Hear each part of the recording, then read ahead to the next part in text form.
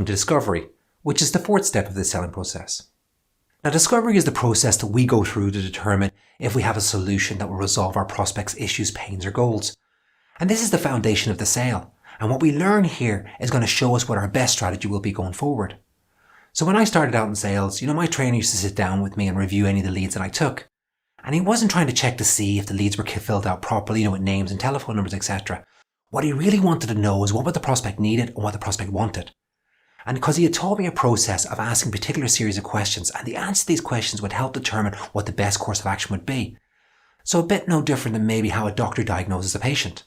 And this, of course, was a real light bulb moment for me, because sales wasn't about me trying to sell my wares. It wasn't kind of like, here's the product and these are the benefits that come with it. It was really about me listening to my prospect, finding out what their needs and wants were, and then showing them something that most closely matched this. Essentially, it was about letting the customer buy. Now, as time went on, I developed into a great salesperson. And I was often asked what the strongest part of my game was. Was it my closing? Was it my follow-up? Or was it even my prospecting? And I always gave the same answer. And that was my ability to be able to discover what my prospect needed and wanted, and then using this information as a blueprint for the sale. Now, don't get me wrong. Some prospects know what they want, and I'm more than happy to take care of them.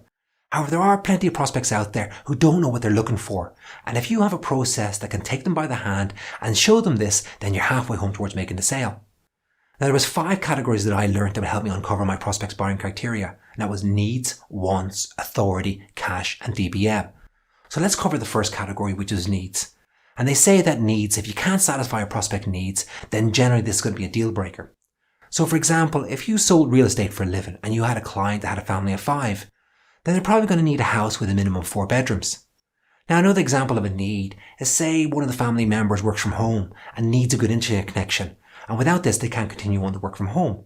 So there's no point trying to put them out in the country somewhere where there's no internet connection. You've got to be able to satisfy this need. But whatever your prospects' needs are, they must be satisfied. And you've got to treat them like red lines. Don't try and fit a square peg in a round hole. You're going to save yourself a lot of time and energy, and your prospects won't lose faith in you either. Now, the second category I was taught to look for was wants. Now, wants are nice to have and could motivate a prospect to buy. So for example, let's say the same real estate prospect needed a minimum of 4 bedrooms, but actually wanted a 5th bedroom with an ensuite for when guests stay over. So having this option could cause the prospect to buy. However, it meant that they went over their budget. They may just take it off their lists.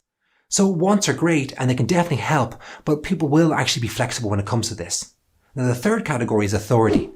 And what we're trying to figure out here is, are you dealing with a decision maker? Because there's nothing more frustrating than spending a lot of time and your energy with a prospect only to find out they aren't a decision maker. You end up just spinning your wheels. So once you can determine who the decision maker is, then of course you can plan accordingly. The fourth category is cash.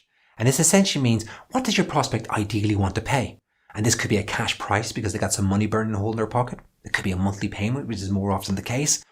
Or maybe some sort of special terms. So maybe you're in the B2B world and your prospect needs it basically on credit for 60 days so they can cut down on their floor plan. And there are a couple of things you need to keep in mind when it comes to cash. A prospect can become very flexible with their budget if they see the value in what you offer. So unless you know otherwise, like this is their max loan approval, then you should always treat the given budget as a guide. Or sometimes prospects give you an unrealistically low budget number because they believe if they gave you a higher one, then you'll try and take full advantage of this. Then finally we move into the 5th category, which is DBM, which stands for dominant buying motive. And this is defined as the single most reason it's going to cause a prospect to buy. And this one is sometimes hard to learn, but if you keep your ears open, you might figure it out, because sometimes it could be as simple as instant gratification or just having precisely what they want in stock. But whatever it is, it can be extremely powerful at getting a deal over the line.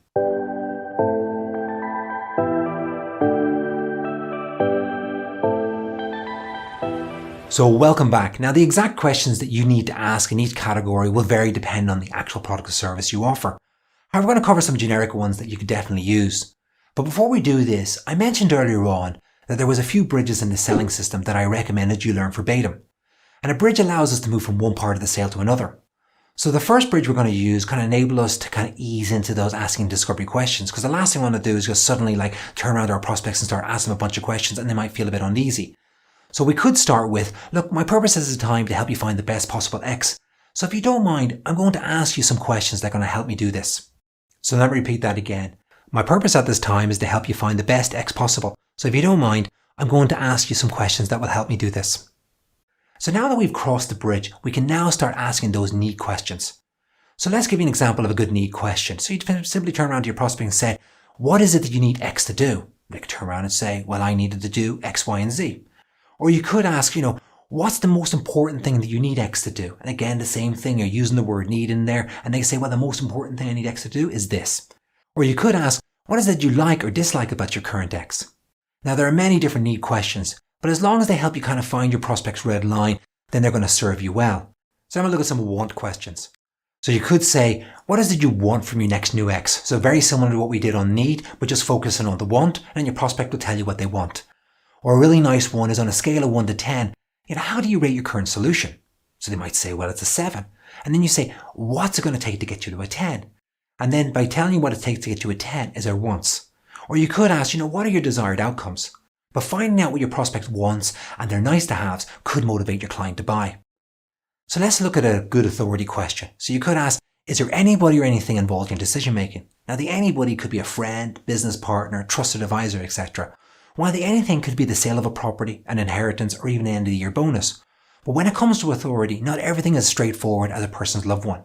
So now we'll move on to some cash questions. So you could say, what do you want to spend? Or how much down payment, if any, are you intending to spend on your next new X? What's your monthly payment range? Or what's the max you would pay to get what you want? Or what terms do you need? Then finally, a question that can help you determine your prospect's dominant buying motive is like, if you did purchase X, what do you see yourself doing in 6 months from now? And this just allows your prospect to really think about what they're going to be doing with their product or their service 6 months from now and look at what the main thing would be. So apart from trying to uncover your prospect's buying criteria, one thing you should be trying to learn is, are they sufficiently disturbed? Because there's an old adage in selling that emotion creates motion. In other words, if there's underlying emotion, then people will move. And I've worked with some great salespeople over the year that were very good at sufficiently disturbing their prospects. Now there's a book called Spin Selling by Neil Rackham, and he talks about how you can use these so-called implication questions as part of your discovery process. And he believes that if your product or service does solve a problem, then using implication questions can cause a sense of urgency. So for example, you could ask your prospect, does your current problem ever prevent you from hitting your goals? And they could say, well, actually it does. Or how is this issue impacting your team members? Well, it impacts them a lot. So that's a really good way of being able to create a sense of urgency if you can ask the right questions. Now that we've asked all our discovery questions, there is one thing left to do, and that is a recap. Now a recap will enable us to double check all the discovery criteria that we've learned and allow us for additional input from our prospect as well. So you just simply say, if I understand you correctly, you're looking for X, Y, and Z, is that correct? And then your prospect just turn around and said to you, yes, that is correct, or actually I need this as well.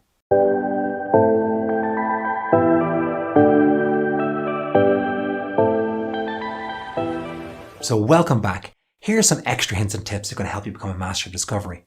So we're going to have a bit of fun first of all, and we're going to do something called the capital E test. So what I want you to do is just take your finger out like this, and I want you to draw a capital E on your head. Don't think about it, just do it.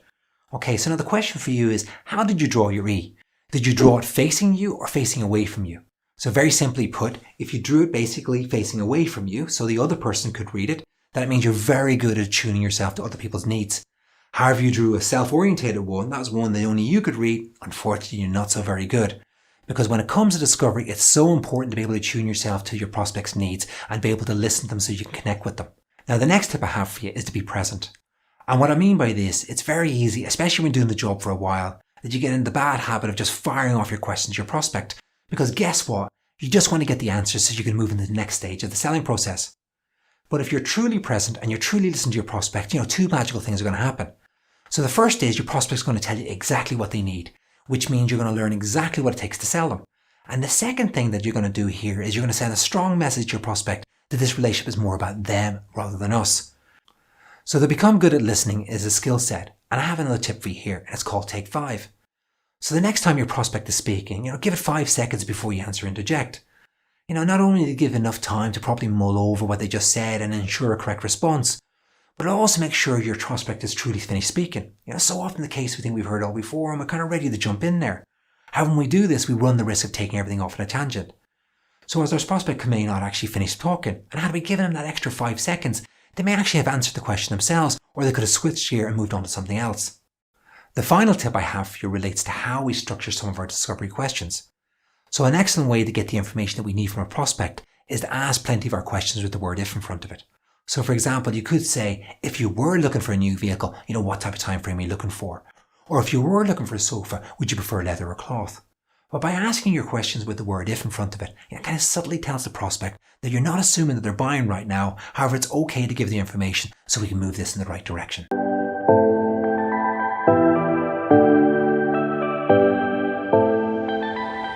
Welcome back. In Discovery, we're introduced to the very first bridge of the selling system. And as I mentioned before, bridges allow us to move smoothly from one part of the sale to another. And in this case, we're giving the prospect the rationale behind a line of question that's about to come. So the bridge goes, my purpose at this time is to help you find the best X possible. So if you don't mind, I'm going to ask you some questions going to help you do this.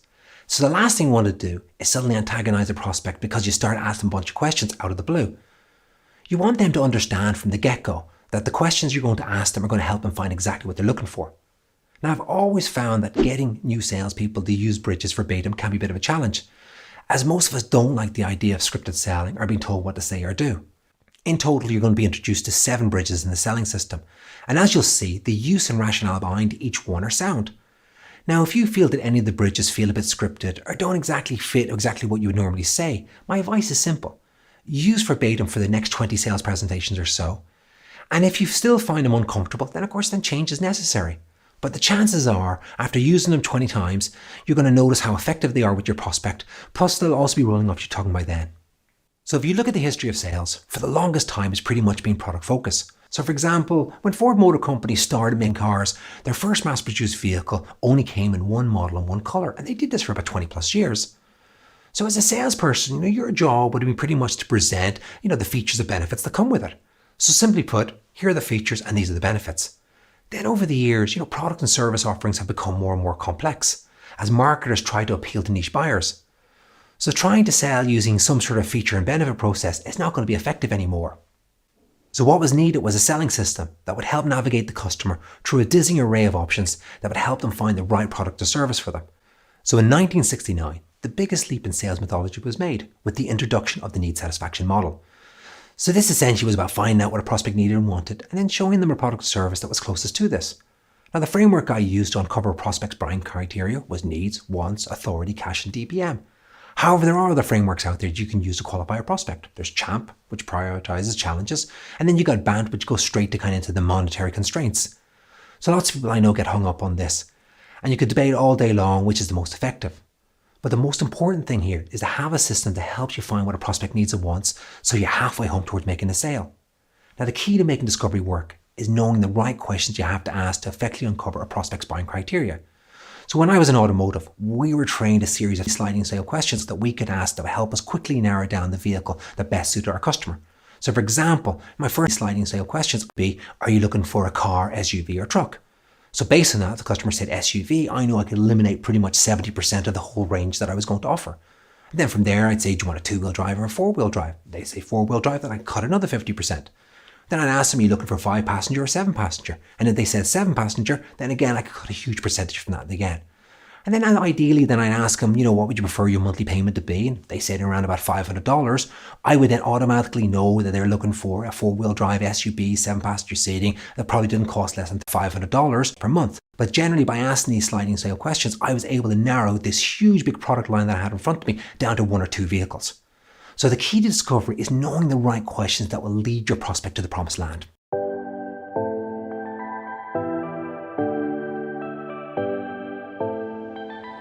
Welcome to Discovery's Helpful Practice Activities. Here you'll find some practical activities that will better help you personalize this sales process. As always, you'll find a copy of these activities in the Company 4D Selling Sales Book. As we've already learned, discovery is the foundation of the sale, and what we learn here will show us our best strategy going forward. So it's important to have your own discovery questions that would help you uncover your customers' buying criteria.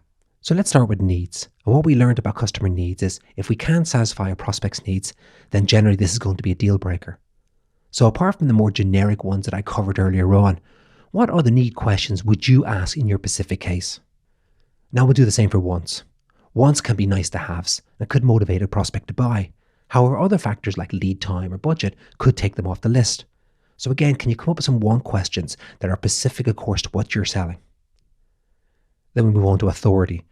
And authority is about making sure that we're dealing with a decision maker. And if not, how do we eventually get in front of them? And of course, then we have our cash questions. And depending on what you sell, this might require some specialized questions that will help you tease this information out of the prospect. So finally, you're going to try and come up with some questions that are going to help uncover the dominant buying motive, which of course is the single most reasons that's going to cause a prospect to buy. Now, it's not the easiest thing to find out, but it is solid gold information if you can. So try and think of some questions that are going to help you determine this.